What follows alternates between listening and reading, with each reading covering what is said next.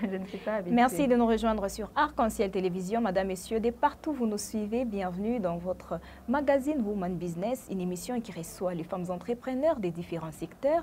Alors, pour ces nouveaux numéros, nous recevons pour vous Madame Solange Elvira, une entrepreneure chevronnée et qui essaye de réussir dans son domaine. Bonjour Madame et bienvenue. Ok, merci beaucoup. Bonjour.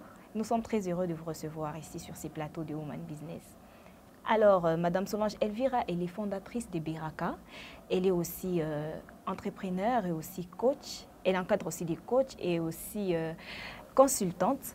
Alors, avec vous, aujourd'hui, nous allons parler de l'agrotransformation, un peu savoir les défis puisque vous êtes dedans et vous avez réussi quand même. Et est-ce que vous pouvez vous décrire, en fait, pour des personnes qui vous suivent et qui ne vous connaissent pas, et aussi nous raconter la genèse de votre entreprise? Oui, merci beaucoup. Je suis très contente de l'invitation. Oui. Moi, je réponds au nom de Madame Solange Elvira. Je suis ingénieure agronome et responsable d'une petite entreprise. Bon, je peux dire grande parce qu'il ne faut pas minimiser aussi. Oui. Beraka Business. Beraka Business, c'est une entreprise de production et de transformation de produits agroalimentaires. Spécialement, nous avons commencé par les épices sous forme moulue, sous la marque La Saveur. Qu'est-ce que la saveur? La saveur, c'est une gamme d'épices naturelles qui servent d'abord d'assaisonnement.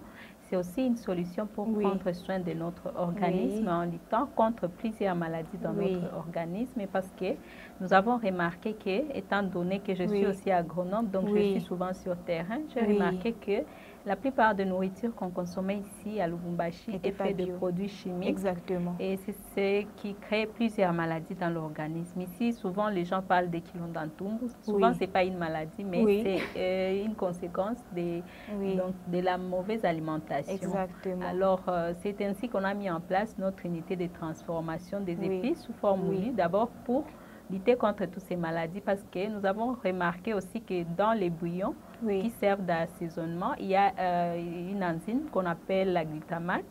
Au fait, c'est une enzyme qui a une forte teneur en sel et c'est ce qui cause plusieurs maladies comme les diabètes, les hypertensions et plusieurs autres maladies non transmissibles. C'est ainsi qu'on a commencé avec les épices, d'abord pour assaisonnement, et aussi nos épices, la particularité qu'a nos épices, c'est qu'il y en a qu'on prenne sous forme de thé, juste pour lutter contre plusieurs maladies. Donc, il y a les thés, il y a les épices. Oui, il y a les thés d'abord. Bon. Donc, nos épices, d'abord, tu peux les prendre sous forme de thé parce que chaque épice a sa particularité. Par exemple, la muscade, on utilise d'abord pour les gens qui ont des hypertensions. La cannelle pour les gens qui luttent contre les diabètes, soit du type 1, du type 2. En tout cas, nous, on sait très bien que la muscade, c'est fait pour assaisonner des poissons et aussi la viande, c'est quand même une information. Oui, c'est ça. Donc, et c'est ainsi que, parce que depuis toute petite, moi, je ne voyais pas ma mère me soigner avec des médicaments. Donc, à chaque fois que j'avais les angines, la grippe, on me donnait soit les keitou, qu'on appelle poivre noir, les tangawizi, et je me sentais quand même en forme. C'est ainsi que j'ai mis en place, nous, avec notre équipe, on a mis en place donc l'été, qu'on appelle aussi la saveur, parce que c'est notre marque qu'on a eu à créer. L'été, on a eu à créer plusieurs sortes de thé. On a commencé d'abord par le mélange de thé au gingembre, poivre noir et clou de girofle. Et avec le temps, on a trouvé que c'était très bien apprécié et il y avait des témoignages des gens. C'est ainsi qu'on a mis en place d'autres différents thés. Les thés au citronnelle, citron, gingembre et les thés à la cannelle. Et les thés aussi à l'ananas, concombre et citron. Et d'autres thés viendront avec le temps. Alors, est-ce que c'est la seule raison, déjà que vous avez fait, vous êtes ingénieur comme vous l'aviez dit, est-ce que c'est la seule raison qui vous a poussé à entreprendre dans l'agrotransformation ou il y a une raison particulière? Bon, premièrement, d'abord, quand j'ai étudié, normalement, quand on étudie, on se dit que non, on va travailler. On va travailler exactement dans des entreprises. Mais moi, je me suis retrouvée au moment où j'étais une femme au foyer avec des enfants, donc femme mariée avec des enfants. Je me disais que le temps de m'occuper de la famille et de m'occuper du travail, pour moi, je trouvais que ça va me casser la tête. Exactement. Alors, c'est ainsi que j'ai eu à je me suis dit, je finis en agronomie. Oui. Et avant, je me disais, ici à Lubumbashi, il n'y a pas d'opportunité, étant donné que c'est une ville minière. Exactement. Alors, je me suis dit, pourquoi pas commencer. D'ailleurs, un jour, j'avais acheté les amarantes. Et j'ai trouvé que les amarantes que j'avais achetées n'avaient pas bien... ce n'était pas de bonne qualité. Oui. C'est ainsi que je me suis révoltée pour dire que normalement, je dois commencer d'abord par consommer ce que moi j'ai produit. Oui. Alors, j'ai acheté quelques hectares avec l'aide de mon mari. Et c'est ainsi que j'ai commencé. J'ai commencé l'agriculture et je fournissais même dans des ménages. Donc, au moment où j'ai récolté, je fournissais dans le ménage et je trouvais que mes produits étaient plus appréciés par les gens qui vous consommaient. Bon, et étant donné que je trouvais aussi que ça pourrissait aussi deux fois parce que pour les amener de champ jusqu'à la maison, ça me prendrait quand même trop d'argent. C'est ainsi que je me suis dit pourquoi pas passer à la phase de transformation d'abord pour conserver ce qu'on produit. Parce que souvent, quand on vend au niveau des champs, on ne gagne rien. Exactement, tu vas trouver que tu perds. C'est comme ça que vous êtes décidé enfin de vous lancer dans l'agrotransformation. Dans l'agrotransformation. Alors, vous êtes aussi consultante et aussi coach. Vous offrez le service coaching en entrepreneuriat agricole. Racontez-nous un peu votre aventure. C'est quoi? Je me rappelle déjà. Racontez-nous un peu votre aventure. C'est Stand for Her, c'est ça? Oui. Stand for Her. En tout cas, là, je suis très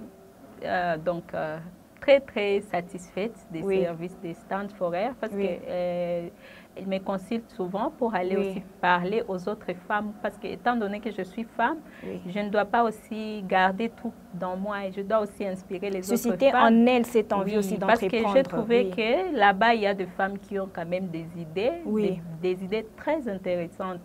C'est ainsi que je me suis dit que pourquoi pas aussi partager ce que moi je connais parce que je ne peux pas aussi mourir avec tout ce que j'ai appris. Alors, il faut que je partage aussi aux autres pour qu'elles aussi puissent commencer quelque chose. C'est ainsi que j'ai commencé aussi à donner ce que moi j'ai appris. Et je trouve que ça intéresse quand même plusieurs personnes parce que j'ai trouvé des femmes qui me disaient non, en tout cas, tu es notre modèle, on va commencer à suivre tout ce que tu fais. Et cela me touche et ça me fait du bien. Alors, Madame Elvira, nous voudrions savoir, vous entreprenez et aussi vous faites l'agrotransformation. Est-ce que la multiplicité de la transformation de plusieurs produits à la fois, est-ce que ça ne vous cause pas un petit problème ou, je ne sais pas, en quelque sorte, une perte? Comment vous faites en fait pour répartir le bénéfice et répartir aussi le capital? Bon, pour moi, je ne suis pas dans beaucoup de choses. D'ailleurs, c'est pourquoi je me suis spécialisée spécialement dans les épices parce que je me suis dit que si je me mets dans d'autres... Mais je ne vous arrête pas. Quand je parle par exemple des épices, vous faites les épices, vous faites aussi l'huile, vous faites le miel. Donc, les épices que j'ai commencé, donc tout ce que je fais, ça concerne que les épices. Je vais commencer par les épices. Je suis capable d'entreprendre dans d'autres domaines. Mais je me dis que c'est mieux qu'on me connaisse dans ce que je suis et dans ce que je fais. Bon, souvent on m'appelle la reine des épices parce qu'on connaît déjà que je suis dans les épices. Alors, les thés que je fais proviennent de... Donc, ce sont des dérivés des épices. Donc, tout ce qui est, même les huiles pour le cheveu, la peau, c'est toujours à base des épices. Donc, c'est tout ce qui concerne les épices. Le miel que j'ai mis en place, c'était pour les gens, parce que le thé là, il faut le consommer avec le miel, parce que nous sommes là pour lutter contre le taux de sucre dans le corps. On ne peut pas aussi conseiller aux gens de consommer le thé avec le sucre.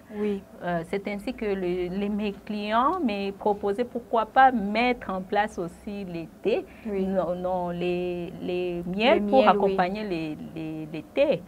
Donc, nous, étant entrepreneurs, on doit d'abord étudier ce que les clients cherchent. Et satisfaire en fait les besoins du client. C'est pour nous des opportunités. L'entrepreneuriat, c'est toujours dans tout ce que je fais, c'est l'entrepreneuriat. Les coachings, c'est avec quelques organisations parce que je suis membre de la SADC. La SADC, c'est une synergie d'appui pour le développement de l'entrepreneuriat au Congo. Oui. C'est toujours pour coacher les entrepreneurs et les aider aussi à avoir le financement. Oui. Parce que moi-même, je n'ai pas avancé moi-même. J'ai commencé bien sûr par mes petits moyens. Oui. D'ailleurs, si vous essayez de voir ma page, oui. Vous allez voir même les différents oui. emballages que j'utilisais. Donc, j'ai commencé par petit. Et entre-temps, j'ai l'objectif d'aller plus loin. Oui. Donc, c'est ainsi que j'ai commencé. Oui. Madame Elvira, alors le simple fait de combiner tout ça, vous faites le miel, vous faites les épices, vous faites aussi le thé. Est-ce que vous arrivez quand même à tenir, est-ce que cette activité vous permet quand même de tenir les 2 bouts de mois? Parce qu'on devrait savoir, est-ce que c'est rentable? Il y a quand même peut-être une femme qui vous suit là. Elle a peut-être aussi besoin d'intégrer votre business, de faire ce que vous êtes en train de faire. Mais du coup, on ne peut pas se lancer dans quelque chose qu'on n'est pas très sûr. Oui. Quand même, vous avez de l'expérience, vous pouvez nous en dire un peu plus. Est-ce que c'est quand même rentable? Ça vous permet en fait de tenir les 2 bouts de mois? Oui. Bon, je peux dire que ça m'aide aussi. Oui. Parce que je suis d'abord mariée. Oui. Mon mari aussi gagne quelque chose. Oui. Et la femme est là pour compléter. Oui. C'est que donc, on n'est pas là pour enfoncer davantage son mari. Donc, ce que je gagne, j'arrive quand même à payer les gens avec qui je travaille. Et aussi, je suis fière de voir que les gens aussi avancent avec moi. Et c'est ainsi que je mets en place d'ailleurs un projet donc de revendre. Oui. Donc, je travaille avec quelques femmes, jeunes femmes, donc, qui viennent prendre mes produits en gros. Et aussi revendre pour gagner aussi quelque chose. Et ça m'aide quand même parce que j'arrive à payer les gens avec qui je travaille. Exactement. Et j'arrive aussi donc vous gérez aussi d'autres personnes en Oui. Okay. J'arrive quand même aussi à contribuer un tout petit peu. Donc c'est rentable. Dans la maison. Vous parvenez à... C'est quand même rentable parce que tu ne peux pas faire quelque chose si tu n'as pas fait de formation. J'ai eu quand même à avoir plusieurs formations avec... j'ai été lauréate concours de plan d'affaires avec COPA et de Gênes et aussi SOPA avec Enabel. Et là, j'ai à être formée dans plusieurs domaines comme la rentabilité, les business plans. Donc, j'ai quand même... Donc, ces parcours vous ont quand même permis à vous tenir et aussi à garder votre cap. Bon, quand on a l'ambition, quand on est passionné par quelque chose, il faut tout faire. On fonce en tout cas. Je me rappelle même, je ne dormais plus et mon mari me disait non, qu'est-ce que tu fais? Parce que lui, avant, il ne comprenait pas. Mais moi, j'avais mon objectif à moi et je savais que aujourd'hui, je ne dors pas, mais demain, je vais commencer à dormir. Alors, parlons justement des objectifs. Quelles sont vos visions pour ces secteurs? Pour le secteur, j'aimerais que les gens, donc on n'importe plus les épices d'autres pays. Donc, j'aimerais que tout s'efface ici et que j'aimerais que tous les Congolais soient quand même... nous encouragent. Parce que souvent, on a trouvé que les gens préfèrent plus les épices venant, je ne sais pas d'où. Pourtant, vous ne savez pas la provenance, vous ne savez pas ce qui contient ces épices. Mais nous, on vous fournit quand même des épices de bonne qualité. Il n'y a pas d'additifs à l'intérieur, il n'y a pas de produits chimiques. Donc, j'aimerais que quand même nos épices soient consommées partout. Parce que pour nous, les slogans, c'est donc votre bien-être est notre priorité. Exactement. On veut que tout le monde soit en bonne santé, que tout le monde soit soigné naturellement, sans recourir aux produits chimiques. Alors, ça vous a valu combien de temps pour concrètement réaliser ces projets? J'ai commencé d'abord l'agriculture, je l'ai commencé il y a 4 ans. Donc, j'ai commencé par l'agriculture. Donc, si tu me vois dans des petites photos là, donc c'était il y a 4 ans ou 5 ans comme ça. J'ai commencé d'abord par l'agriculture et la transformation, je l'ai commencé il y a au moins 2 ans. Et là, je suis quand même fière de moi parce que je me vois quand même avancer. Ce qui fait 6 ans. Oui. Parce que je finis les études en 2015. Donc, c'est un peu ça. Alors, du haut de vos 6 ans, quelle innovation avez-vous apportée dans ces secteurs? l'innovation. Puisque déjà, il y a des personnes qui font ça, qui font la même chose, qui œuvrent dans l'épicerie, qui font aussi le miel et tout. Ce n'est pas un secteur qui est né avec vous, bien évidemment. Oui, alors, nous aimerions savoir, c'est vrai que vous avez peut-être eu le temps d'étudier vos concurrents, de voir aussi des personnes qui font la même chose que vous. Est-ce que vous avez au moins pris ce temps peut-être de vous dire, voilà, il y a telle personne qui a fait ci là-bas, et moi, je n'aimerais pas peut-être me retrouver dans la même chose, la même situation que cette personne. J'aimerais quand même apporter un plus dans ces domaines.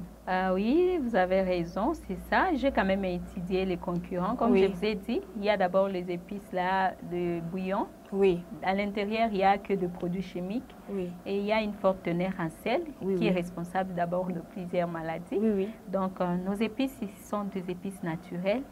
Donc, il n'y a pas d'additifs à l'intérieur.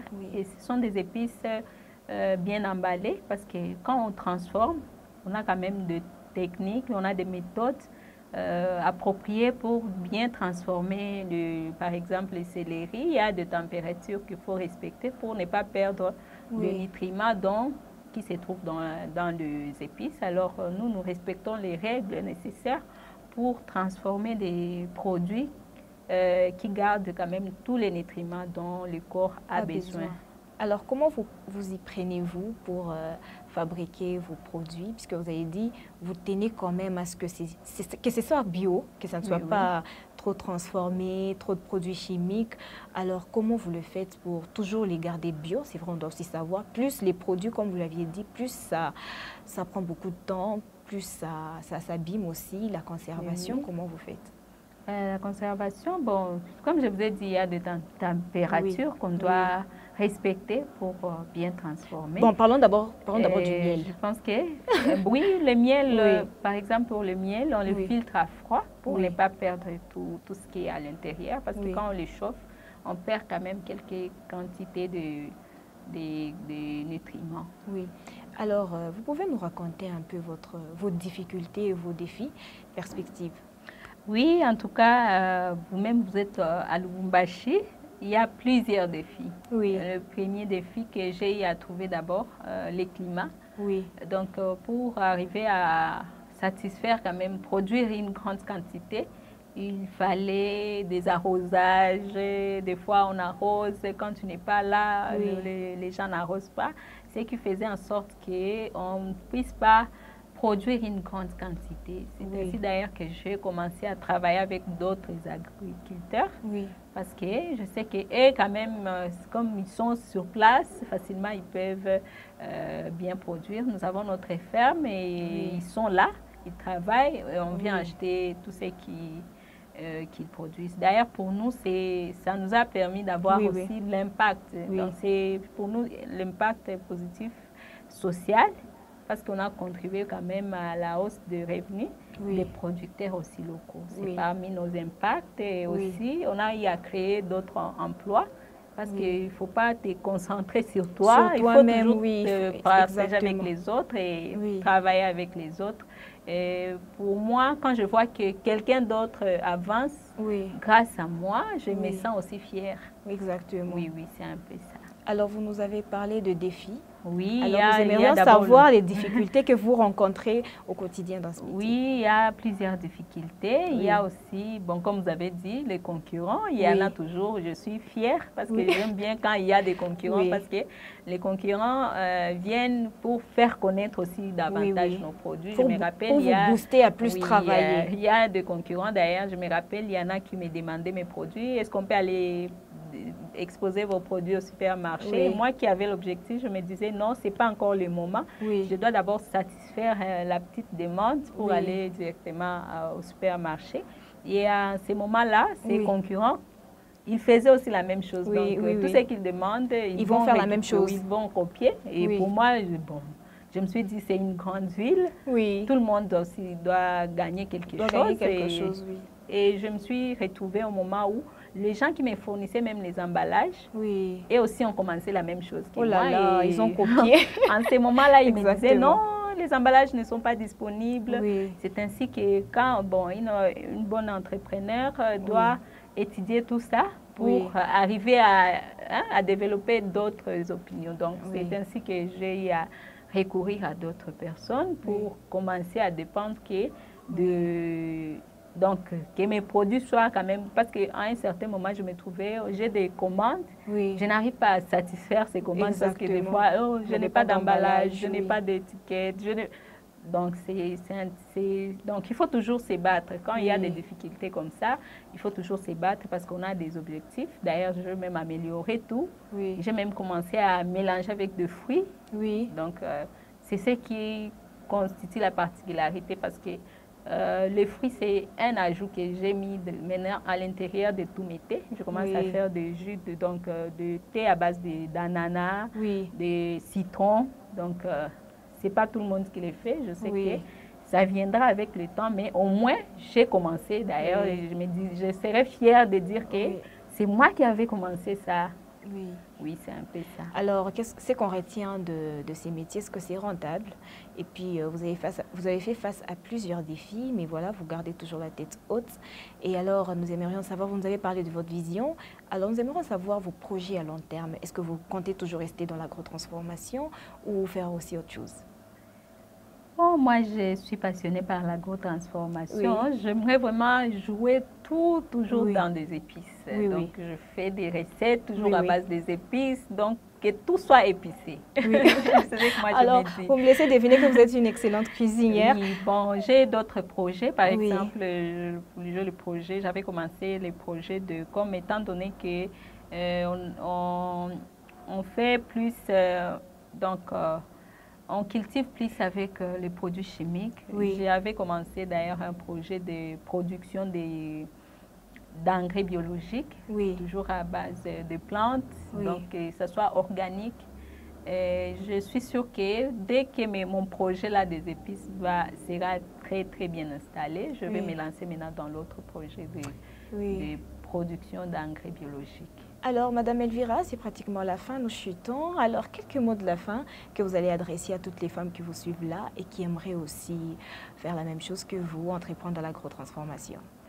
Je suis là pour encourager toutes les femmes parce que il faut pas être là, il faut aussi être fier de ce qu'on est. Et moi, je suis fière parce que je me dis que j'ai contribué d'abord à une bonne... donc j'ai contribué à une bonne... Je ne sais pas comment parler de ça. J'ai contribué à quelque chose de bien dans la société et aussi dans mon ménage et autour des gens qui vous entourent.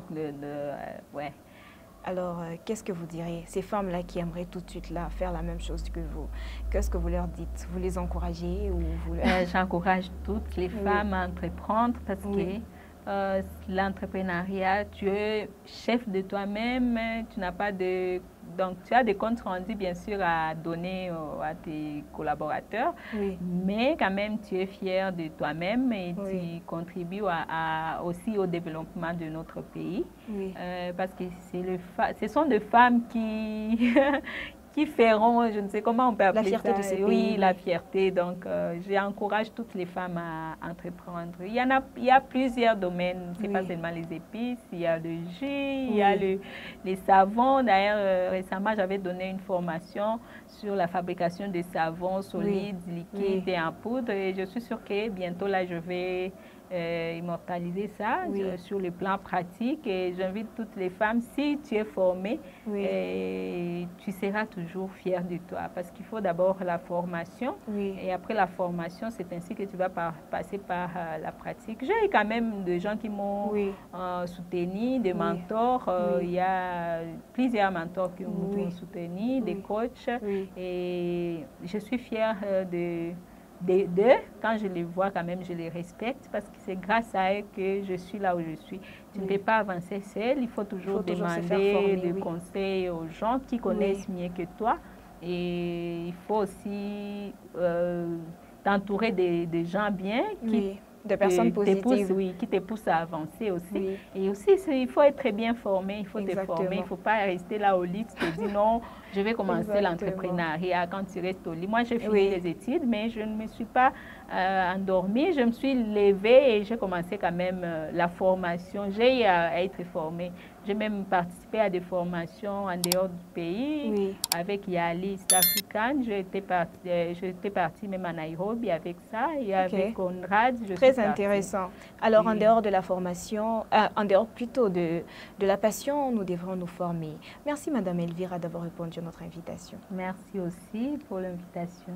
Madame, Monsieur, c'est par ici que s'achève votre magazine Woman Business. C'était un plaisir de vous retrouver encore et en bonne santé.